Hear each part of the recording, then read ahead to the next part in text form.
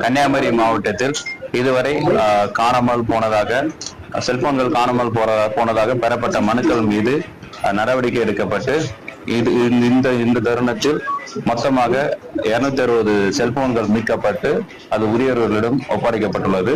இதன் மதிப்பு 46 லட்சம் ரூபாய் ஆகும். இந்த வருடத்தில் மட்டும் கன்னியாகுமரி மாவட்ட காவல்துறை சார்பாக ஏறத்தாழ 580 செல்போன்கள் மீட்கப்பட்டு இதன் மதிப்பு 1 கோடி ரூபாய் உரியவர்களிடம் ஒப்படைக்கப்பட்டுள்ளது. சார் வணக்கம். இன்றைக்கு கன்னியாகுமரி டிஸ்ட்ரிக்ட் மாவட்ட காவல் கண்காணிப்பாளர் பேசுவதை பார்க்கும்போது ரொம்ப பெருமிதமா இருக்குது. ஒரு காவல்துறை கண்காணிப்பாளர், காவல்துறையுடைய கண்காணிப்பாளர் ஒரு வருஷத்துல இன்னைக்கு ஒரு 580 செல்போன்கள் மீட்கப்பட்டதுன்னா சாதாரண விஷயமா? நம்ம அவங்களாவே மாறணும். அந்த அளவுக்கு பக்குவப்படுத்தி அவங்க சைபர் கிரைம்ல கொடுத்து எத்தனை அதிகாரிகள், அவர் கண்காணிப்பாளர், இன்ஸ்பெக்டர், டிஎஸ்பி இப்படி மாதிரி ஒரு குழு அமைத்து இன்னைக்கு இவ்வளவு பொருட்களை கண்காணிச்சு இன்னைக்கு 580 செல்போனுடைய நபர்களும் இன்னைக்கு மாவட்ட எஸ்பி கண்காணிப்பாளரை எவ்வளவு சந்தோஷப்படுவாங்க. இதை கேட்கும் போது எவ்வளவு பெருமையா இருக்குது. நான் ஒரு சமூக ஆர்வலர். நான் பேசக்கூடியது நான் நம்மளுடைய தெற்கு மண்டல ஐஜி சார் கவனத்திற்கும் மாண்புமிகு தமிழக முதலமைச்சர் அவர்கள் கவனத்திற்கும் நான் பேசுவது கொண்டு செல்ல வேணும். மக்கள் இன்னைக்கு கன்னியாகுமரியுடைய எஸ்பி உடைய பெருமிதம் ஒவ்வொரு நாளும் டிவி பார்க்கும்போது ஒவ்வொரு செயலும் இன்னைக்கு முதலமைச்சர் ஒரு பதக்கம் வாங்கினதுல இருந்து இன்னைக்கு ஒரு காரா இருந்தாலும் டெட்லைட் இப்படி இருக்கக்கூடாது அப்படிங்கறது வரைக்கும் ஒரு புதுப்பிச்சு ஒவ்வொரு இதையும் புதுசா செய்யறாங்க. மக்கள் அவ்வளவு ஆர்வம். இன்னைக்கு 580 செல்போன் தூக்கி கண்டுபிடிச்சிருக்கிறது. சொல்லுங்க சார், ஒரு இடத்துல பெடிஷன் கொடுத்தா அந்த பெடிஷன் முடக்கத்துல கிடக்கும். வேணாம், வேற மாவட்டத்தையே சொல்ல வேணாம் சார். இன்னைக்கு விருதுநகர் டிஸ்ட்ரிக்ட் அருப்புக்கோட்டை மாவட்டம் இன்னைக்கு ஐஜி சார்ட்ட ஒரு பெடிஷன் கொடுத்துட்டு வந்தா, நான் கொடுக்கும் போது இன்னொரு அம்மா கொடுத்தாங்க. என் கூட அவங்க இன்னொரு அம்மா வந்திருந்தாங்க. கொடுத்த அடுத்த நிமிஷமே மாவட்ட ஐஜி சார் என்ன செஞ்சார், கூடுதல் தலைவர் சார் உடனே விருதுநகர் மாவட்ட எஸ்பி அவங்களுக்கு கால் பண்ணதும் இந்த மனுவை உடனே விசாரிங்க. அடுத்த வாரம் பார்த்தா அந்த ஆய்வாளர் சஸ்பெண்ட் வந்துட்டாங்க. அப்ப எவ்வளவு துரித நடவடிக்கைகள். அதே மாதிரி மக்கள்கள் மனு கொடுக்க போனாலும் அவ்வளவு அமைதியா உட்கார வச்சு அவங்க 2 நிமிஷத்துல கேட்டமா எழுதணும் போயிட்டாங்க அப்படின்னு சொல்லாம விரிவா கேட்டு எழுதி அந்தந்த அலுவலகங்களுக்கு அனுப்புறாங்க. ஆனா அனுப்பக்கூடிய மனுக்கள் ஒரு சின்ன சம்பவம். ஒரு 2 மாதத்துக்கு முன்பு ஐடியை போய் சந்திச்சு ஐடி சார் டிசிபி விருதுநகர் டிசிபிக்கு அந்த மனுவை அனுப்புறேன் அப்படிங்கிற ஒரு மனு அஸ்வதிங்கிற பெடிஷன் புகார அனுப்புறேன்னு சொல்லி அனுப்புனாங்க. அந்த மனு இன்னைக்கு வரைக்கும் அந்த டிசிபி ஆபீஸ்ல விருதுநகர் டிஜிபி ஆபீஸ்லயும் முடக்கத்துல இருக்கு. அதுக்கப்புறம் மாவட்ட எஸ்பியை சந்திச்சு ஒரு பல மனுக்கள் அவங்க கொடுத்திருப்பாங்க. அந்த மனுக்களுக்கும் ஏடிஎஸ்பி சார் விசாரணை பண்றாரு. அந்த மனுக்களுக்கும் நான் டிஎஸ்பிக்கு போடுறேன்னு சொல்லி கொடுக்கிறாரு. அந்த மனுக்கள் அனைத்து மனுக்களும் அருப்புக்கோட்டை கேம்ப் ஆபீஸ் எங்கெங்க மாண்புமிகு முதலமைச்சரா இருக்கட்டும், கூடுதல் டிஜிபி தலைவரா இருக்கட்டும், தமிழக மாண்புமிகு முதலமைச்சர் சார் டிஜிபி சாரா இருக்கட்டும், ஐஜி சாரா இருக்கட்டும், எஸ்பி சாரா இருக்கட்டும், எங்க மனு கொடுத்தாலும் அருப்புக்கோட்டை கேம்ப் ஆபீஸில் அடுக்கடுக்காக ஒரு பெட்டியில் அமர்த்தப்படுகிறது. இன்றைக்கு ஒரு கன்னியாகுமரி எஸ்பி இவ்வளவு நம்ம சொல்றோம்னா அவருடைய கவனம், அவருடைய உழைப்பு, அவருடைய திறமையை பாருங்க. இன்னைக்கு நான் இல்ல சார், எத்தனை பேரும் வெளியில உள்ளுக்குள்ள பாராட்டுவாங்க, வெளியில கொண்டுட்டு வர மாட்டாங்க.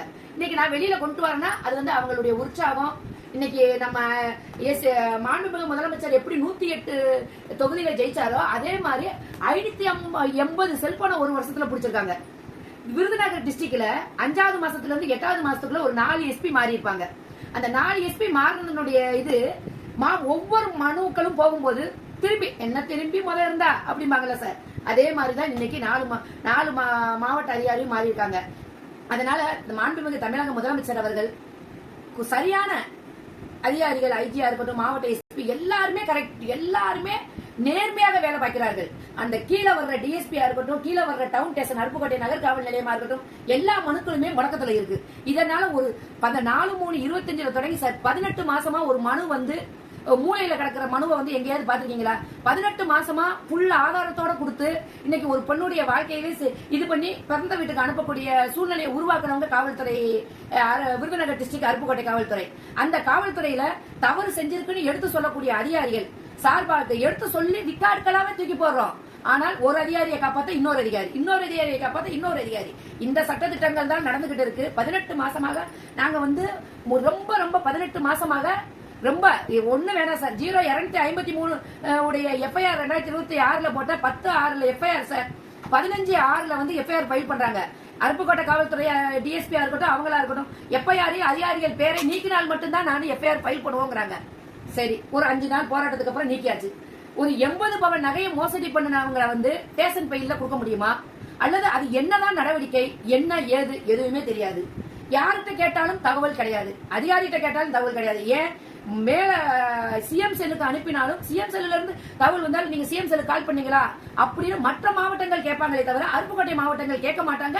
கேட்டாலும் அதை பொருட்படுத்த மாட்டாங்க. அந்த அவல நிலைதான் இன்னைக்கு அருப்புக்கோட்டை காவல்துறையில் இருக்கக்கூடிய சட்டம் ஒழுங்கு. அதனால் வந்து இந்த நான் கொடுக்கக்கூடிய இந்த மனுக்கள் உயர் அதிகாரிகள் கேட்டால் இவங்க கொடுக்கக்கூடிய அதிகாரிகள் வந்து இப்ப எஸ்பி, மாவட்ட எஸ்பியா இருக்கட்டும், ஐஜி சாரா இருக்கட்டும், அதிகாரிகிட்ட தான் என்ன நடந்துச்சுன்னு கேட்பாங்க. கேட்டா என்ன செய்வாங்க? சார் இது அப்படி சார், இது இப்படி சார். காரணம் என்ன? இதனால் வந்து 80 பவன் நகை மோசடி, டிஎன்பி பேங்க் மேனேஜர், காவல் ஆய்வாளர் பாலமுருகன், சார்பு ஆய்வாளர் வேல்முருகன், இவங்க எல்லாமே அந்த நகைகளை பூராமே ஓரளவுக்கு கூறு போட்டு வச்சுட்டாங்க, கூறு போட்டு பிரிச்சுட்டாங்க. அதனால சம்பந்தப்பட்டவங்க நபர்களை வந்து அரெஸ்ட் செய்தாலோ நகையை ரெக்கவரி பண்ணினாலோ எல்லாமே இவங்களுக்குள்ள அடங்கி இருக்கு. அப்ப அதிகாரிகள் என்ன செய்வாங்க?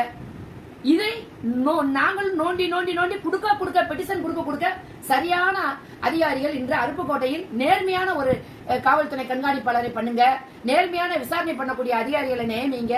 இன்னைக்கு கன்னியாகுமரி மாவட்ட எஸ்பி இன்னைக்கு நாங்க எந்த அளவுக்கு நாங்க புகழ்றோம், நான் இல்ல சார் உலகமே புகழுது. அந்த அளவுக்கு வந்து ஒரு நேர்மை எல்லா அதிகாரியும் நேர்மையா தான் இருக்கிறாங்க. சட்டம் ஒழுங்கு கீழே உள்ளவங்ககிட்ட வந்து எல்லாரும் மனு கொடுக்குறாங்க, கீழே போகுதுன்னு எழுதி கொடுக்குறாங்க. கீழே உள்ளவங்க விசாரிச்சாங்களா விசாரிக்கலையாங்கிறதுக்கு மாண்புமிகு தமிழக முதலமைச்சர் அவர்கள் எத்தனை SSSI இருக்காங்க, ஒரு மாவட்டத்துல போய் மனு கொடுக்குறாங்க. புதன்கிழமை சனிக்கிழமை மனு கொடுத்தாங்க. 2 மனுவுமே ஒரு லிமிட் ஸ்டேஷனுக்கு மிஞ்சி போனா ஒரு 10 மனு வருமா சார்?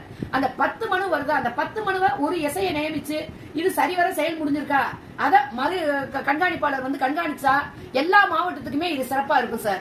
பொதுமக்கள் ரொம்ப அவதிப்படுறாங்க சார். 10/6 ஒருத்தவங்க மண்ணை உயிரையே மாய்த்து கொள்றதுக்கு மண்ணெண்ணையை ஊற்றி உயிரையே மாய்த்து கொள்ற அளவுக்கு போயும் காவல்துறை காப்பாற்றி இது பண்ணியும் அந்த சட்டம் ஒழுங்கு இன்னைக்கு வரைக்கும் அந்த மனு 0253/26 எஃப்ஐஆரையே மூலையில வச்சிருக்காங்கன்னா இது தகுந்த அந்த புகார் கொடுத்தவங்ககிட்ட மனு வாங்குவாங்க, புகார் எதிர் மனுதார்கிட்ட கோர்ட்ல முடிச்சுக்கிறேன்னு சொல்லி எழுதி வாங்கி முடிச்சிருவாங்க. இதுதான் இன்று அருப்புக்கோட்டையினுடைய அவல நிலை. இந்த நான் அனுப்பக்கூடிய மக்கள் அனைவரும் நான் அனுப்பக்கூடிய வீடியோவை சட்டசபையில் பேசினாங்க. சட்டசபையில் பேசும்போது என்ன ஒரு சாக்கடை தண்ணியா இருந்தா கூட இன்னைக்கு முதலமைச்சர் புஷ்ணி ஆனந்த் நான் சொன்னாரு, அந்த ஒரு நீர்வாயு தண்ணியா இருந்தா கூட நம்ம முதலமைச்சர் கண்காணிச்சுக்கிட்டே இருக்காங்க. முதலமைச்சருக்கு கிட்டத்தட்ட என்னுடைய இன்ஸ்டாகிராம்லயும் சரி யூடியூப் சேனல்லையும் சரி ஒரு கிட்டத்தட்ட ஒரு 60 சேனல்கள் பண்ணியிருக்கோம். நேரடியாகவும் மெயில் ஐடியிலேயே 50 மனுக்கள் தாக்கல் பண்ணியிருக்கோம். ஒன்றுமே வந்து இன்று வரை நான் குறை சொல்லல. இன்னைக்கு அவ்வளவு பேர் அவ்வளவு எத்தனை பேர் என்ன மாதிரி வெளியில வந்து எடுத்து சொல்லுவாங்கன்னு மட்டும் சொல்லுங்க சார். அதனால நம்மளுடைய மக்களான யூடியூப் சேனல்காரங்க, இன்ஸ்டாகிராம் சேனல்காரங்க அனைவரும் இதனுடைய நான் அனுப்பக்கூடிய இந்த பேச வந்து அனுப்பக்கூடிய ரிலேட்டிவ் எல்லா அதிகாரிகளுக்கும் நீங்க பார்வேர்டு பண்ணுங்க, முதலமைச்சர் பார்வைக்கு அனுப்புங்க. இதனால் ஒரு குடும்பமே தத்தெளிஞ்சு ஒரு மருமக 80 பவன் நாசக்காடா இருக்காப்புல அந்த 80 பவனை தூக்கி ஒரு பேர்ல இருந்து ரிக்கார்டுக்கெல்லாம் டிரான்ஸ்பர் ஆன எல்லா ரிக்கார்டு இருக்கு. இன்றைக்கு அந்த நபர்கிட்ட கூட நகை இல்லாம அந்த நகையும் கைப்பற்றிட்டு அந்த நபரை வந்து தெருவில் விட்டுட்டாங்க. இதுதான் இன்றைக்கு நடக்குது. இவரை தொட்டால் இத்தனை அதிகாரிகள் மாட்டுவாங்கிற ஒரே காரணத்தினால இன்னைக்கு அருப்புக்கோட்டை காவல் நிலையம் என்ன வேணாலும் பேசுங்க, என்ன வேணாலும் எடுங்க, என்ன வேணாலும் மனு கொடுங்க. நீ எங்க மனு கொடுத்தாலும் நீ இந்த இடத்துக்கு தானே வரணும், நாங்கள் பார்த்து விசாரிக்கிறது தானே என்று இன்று வரை 0253 பிரகாரம் உள்ள எஃப்ஐஆர் வழக்கில இன்று வரை யாரையும் விசாரிக்கவில்லை. மனு கொடுத்த அந்த நபர்கள் மீதும் அவங்களுக்கும் எந்த அறிவுறுத்தல் எதுவுமே கொடுக்கல. அந்த குடும்பமே தட்டெளிஞ்சு போய் இருக்கிறது. இதுக்கு நான் பல வழியிலும் நான் குரல் கொடுத்திருக்கேன், எந்த விதமான இதுவும் கிடையாது. அதனால வந்து மாண்புமிகு தமிழக முதலமைச்சர் ஒரு நல்ல தீர்வு கொடுக்கணும், அருப்புக்கோட்டைக்கு நல்ல ஒரு எதிர்காலத்தை கொடுக்கணும், நேர்மையான அதிகாரிகளை போடணும், சட்ட ஒழுங்கை காப்பாற்றணும். இன்னைக்கு வந்து ஒரு 580 செல்போனுங்கிறது ஒரு சின்ன விஷயமா சார்? இன்னைக்கு 580 குடும்பம் எப்படி சார் இருக்கும்? அந்த இன்னைக்கு கன்னியாகுமரி மாவட்ட எஸ்பி வந்து எவ்வளவு பேர் பாராட்டி இருப்பாங்க யோசிச்சு பாத்தீங்களா? அதுக்கு வந்து அவர் எவ்வளவு பணி செஞ்சிருப்பாரு. அவர் பணி செய்யறதுக்கு உள்ள இருக்கிற காவல்துறைகள் எவ்வளவு பேர், டிஎஸ்பியா இருக்கட்டும், இன்ஸ்பெக்டரா இருக்கட்டும், எவ்வளவு பேர் வந்து அந்த எஸ்பிக்கு வந்து ஒத்துழைப்பு கொடுத்திருப்பாங்க. அவருடைய கண்ணியமிக்க அவருடைய காவல்துறை பணிக்கு வந்து பாராட்டுகள். அவர் மேலும் மேலும் உயர என்னுடைய வாழ்த்துக்கள் சார்.